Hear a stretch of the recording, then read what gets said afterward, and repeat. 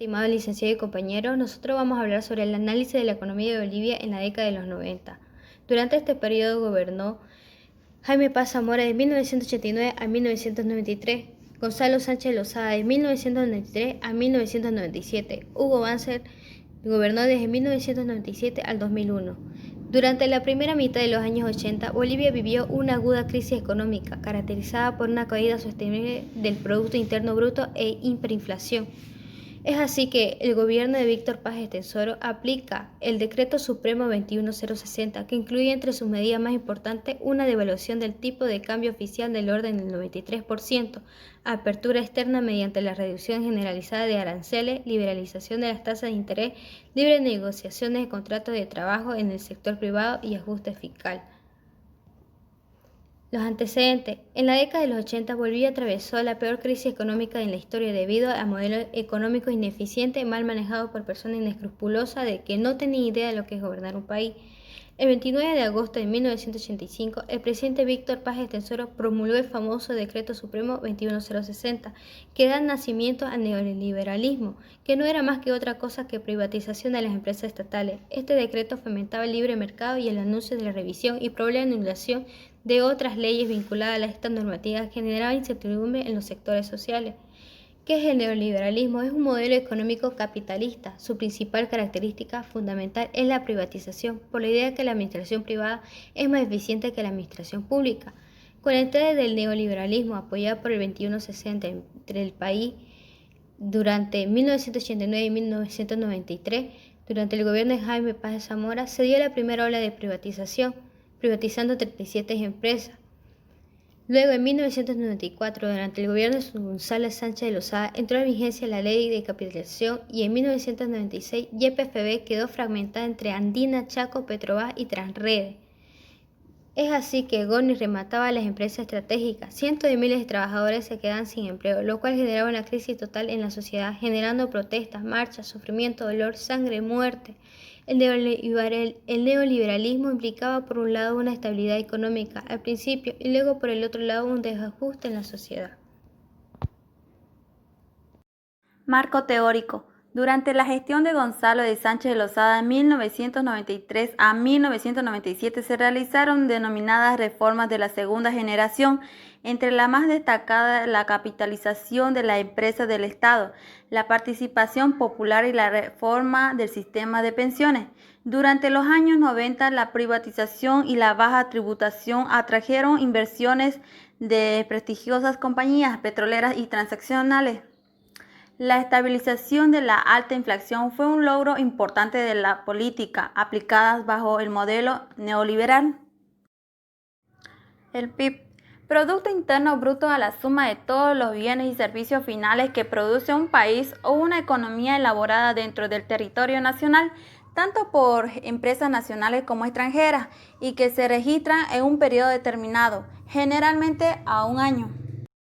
El crecimiento económico, aunque por debajo de las expectativas, se mantuvo en tasas por encima del 4% en gran parte de la década pasada.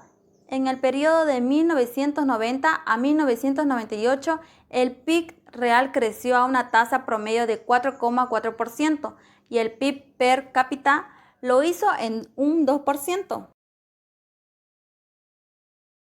PIB per cápita es un indicador económico que mide la relación existente entre el nivel de renta de un país y su población. Para ello se divide el Producto Interno Bruto PIB del dicho territorio entre el número de habitantes. El objetivo del PIB per cápita es obtener un dato que muestre el nivel de riqueza o bienestar de un territorio en un momento determinado. Sector fiscal. Se refiere a las transacciones económicas tanto internas como externas realizadas por las distintas esferas del gobierno. Las operaciones del sector público en el año 1997 registraron un déficit de 1.364,6 millones, equivalente al 3,36% del PIB y el 1,38 puntos porcentual por encima del déficit del año 1996. En general, los costos de las reformas se duplicaron durante el año 1997 respecto a la ejecución del año 1996 Entre los costos incrementales más importantes tenemos la reforma de las pensiones de 2,49 puntos porcentuales del PIB, la ejecución del programa fiscal en la gestión de 1998 registró un déficit de 1.889,2 millones para el sector público no financiero, equivalente al 4,0% del PIB. Siguiendo con la exposición, yo voy a poner sobre el sector monetario.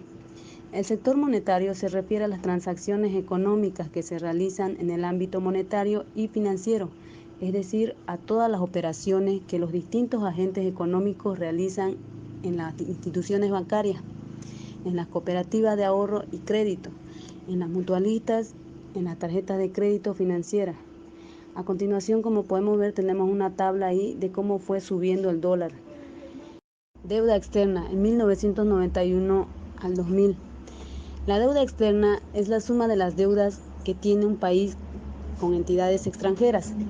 Hace poco más de 10 años, Bolivia era uno de los países más endeudados del mundo. Destinaba el 80% de su PIB al pago de deuda, es decir, que por cada boliviano que se generaba como ingreso, 80 centavos estaban comprometidos. Bolivia llegó en 1993 a eliminar prácticamente la totalidad de la deuda con la banca privada internacional, que representaba recién a esa fecha menos del 1% de la deuda pública externa. Historia de la deuda externa. Vamos a hablar un poco de la deuda externa. El tratamiento de Toronto.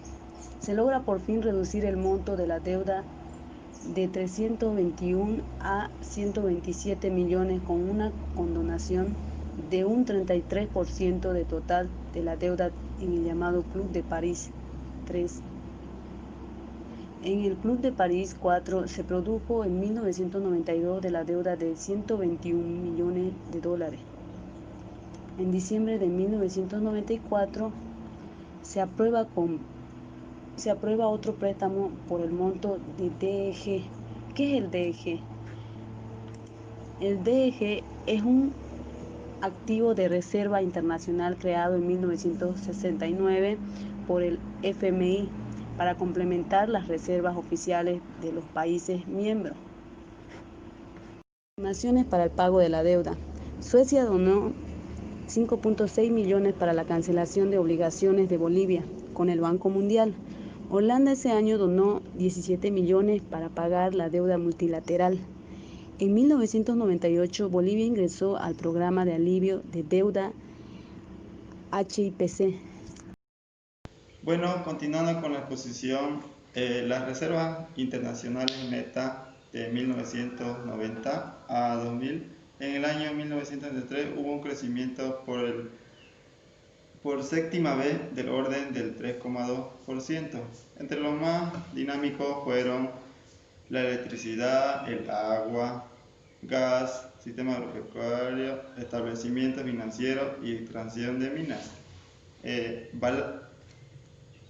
Balance comercial. En 1931 a 1932 las exportaciones decrecen significativamente. En 1933 a 1934 las exportaciones incrementan por el dinamismo de los productos. En 1995 a 1997 existe una desaceleración de las exportaciones que rápidamente se estableció al siguiente año. En el 2000 las exportaciones son estimuladas por los elevados precios del sector hidrocarburo y minero.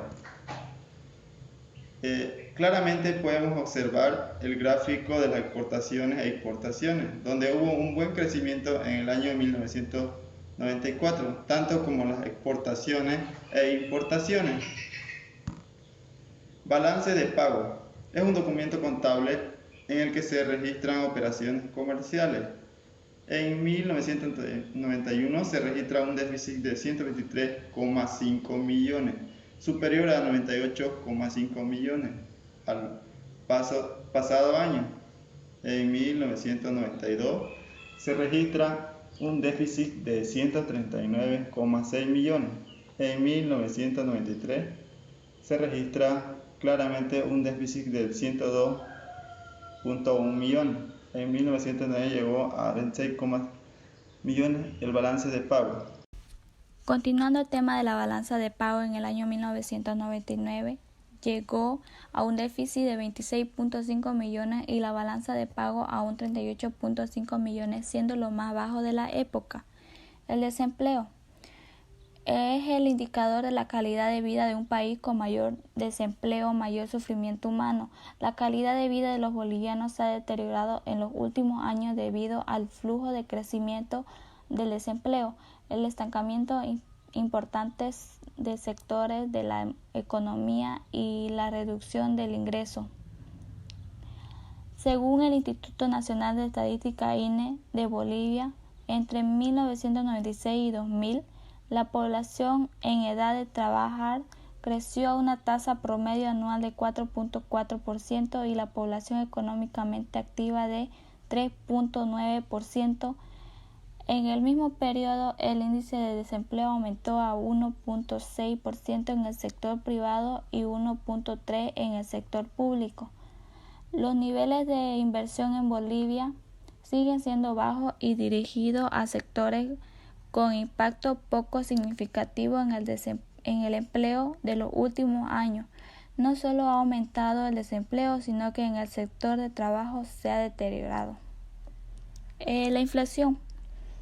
En esos años, la inflación se situó por debajo de los niveles programados. Entre 1999 y 2001, no obedeció a la aplicación de políticas monetarias contractivas, sino que fue reflejo de bajo nivel de crecimiento de la actividad económica que incidió sobre la demanda interna y los factores externos. Las tasas de inflación se han detenido por muy bajo de los países del entorno. También influyó la integración comercial con países que depreciaron fuertemente su moneda desde 1999.